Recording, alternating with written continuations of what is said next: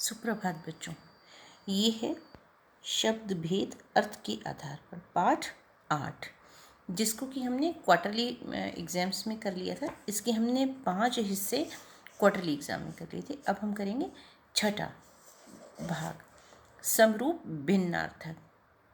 ऐसे शब्द जो सुनने में तो एक से होते हैं लेकिन उनके अर्थ अलग होते हैं, ऐसे शब्दों को कहते हैं समरूप भिन्नार्थक या श्रुति समभिन्नार्थक। इसके उदाहरण दिए हुए हैं काफ़ी सारे, कुछ मैंने आपको कॉपी में लिखने के लिए भी दिए हैं, तो वो आप कॉपी में लिख देना। अभी मैं काम दूंगी आपको। ये आपके समरूप भिन्नार्थक या श्रुति समभिन्नार्थक शब्दों के उदाहरण हैं, है ना, जो सुनने में तो एक से लगते हैं लेकिन उनके अर्थ अलग अलग होते हैं।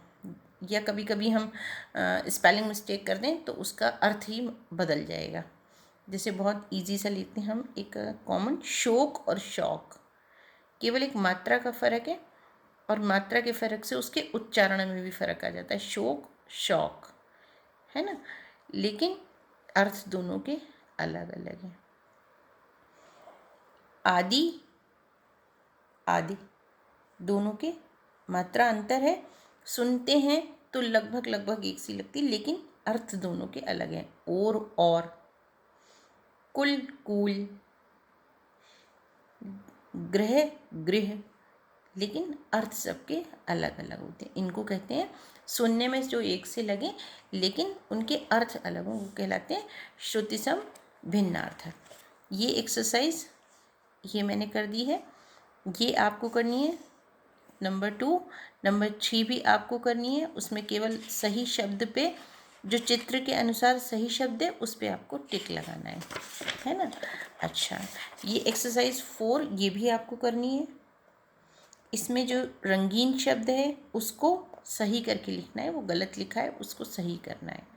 जैसे चलिए एक पढ़ लेते हैं। कल एक बस दुर्घटना में 2 व्यक्तियों का निर्धन हो गया, तो यह निर्धन नहीं आएगा ना, निधन आएगा। ठीक है, चलिए नेक्स्ट देखते हैं विविध शब्द, समूहवाची शब्द। समूहवाची शब्द जो समूह के लिए प्रयोग होते हैं, है ना, लेकिन एक ही प्रकार की चीज़ों के लिए। जैसे बहुत सारी चाबियाँ, तो चाबियों का गुच्छा। बहुत सारे फूल, फूलों का गुलदस्ता। बहुत सारी भीड़ जाती है तो भीड़ों का झुंड, जानवरों का झुंड। नोटों की गड्डी, कभी ऐसे हम कह सकते हैं नोटों का गुलदस्ता? नहीं ना। जानवरों का गुच्छा नहीं, गुच्छा तो अंगूरों का ही होगा, गुच्छा चाबियों का ही होगा। या चाबियों का झुंड कह सकते हैं हम? नहीं। तो ऐसे शब्द जो किसी समूह के लिए यूज़ होते हैं उनको कहते हैं समूहवाची शब्द। ये समूहवाची शब्द के बहुत सारे उदाहरण इसमें दिए हुए हैं, आप इनको पढ़ना। ध्वनि बोधक शब्द, हिंदी भाषा में पशु पक्षियों की आवाज़ों के लिए कुछ विशिष्ट शब्दों का प्रयोग किया जाता है। जैसे हाथी चिंगाड़ता है, कोयल कूकती है, शेर दहाड़ता है, बिल्ली की आवाज़ अलग होती है, गाय की आवाज़ अलग होती है ना। तो ऐसे शब्दों को ध्वन्यात्मक या अनुकरणात्मक शब्दों के नाम से जाना जाता है। जैसे बूंदों की आवाज़ होती है टप टप,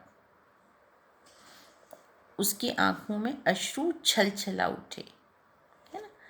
पशुओं की बोलियाँ, ये बंदर, चीता, भौरे, इनकी आवाज़ें दी हुई हैं।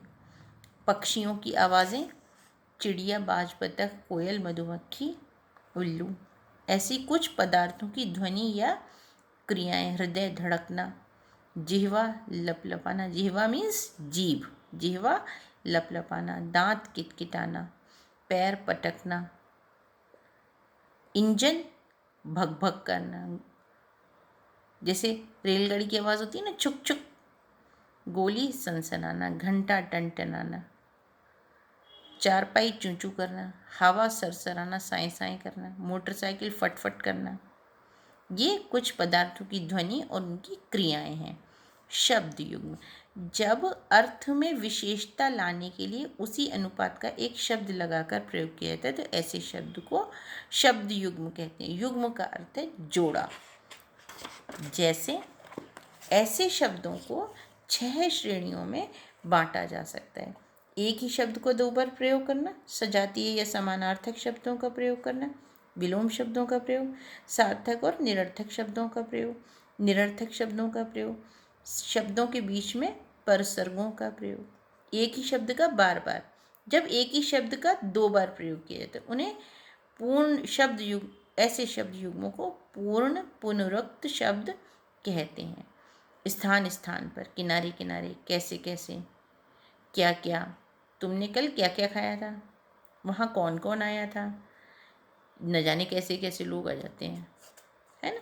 ये एक ही शब्द का दोबारा प्रयोग हुआ है। सजातीय या समानार्थक, एक जैसे, अन्न और जल दोनों एक ही हैं। अन्न जल एक ही उसके हैं ये। अन्न वस्त्र, इष्ट मित्र, जात पात, छिन्न भिन्न।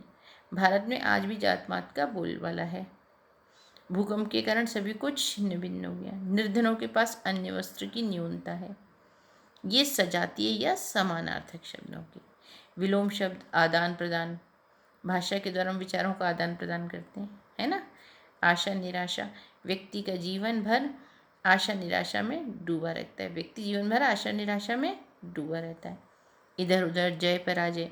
सार्थक और निरर्थक शब्दों का प्रयोग, हेरा फेरी, अलग थलग, अलग सार्थक है लेकिन थलग जो है निरर्थक है। चटक मटक, विवाह के अवसर पर महिलाओं की चटक मटक देखते ही बनती है। निरर्थक, जो बिल्कुल ही जिन अर्थों मतलब शब्दों का कोई अर्थ नहीं होता। अंट शंट, लेकिन अंट शंट, अंट अलग और शंट तो कोई वो नहीं, लेकिन अंट शंट से हम समझ जाते हैं। हार जान पर खिलाड़ी ने अंट शंट बोलना शुरू कर दिया। अटकल पच्चू, तुम व्यर्थ ही अटकल पच्चू लगा रहे हो। तो ये शब्द युग्म हैं जिनको हमने 6 भागों में बांटा है।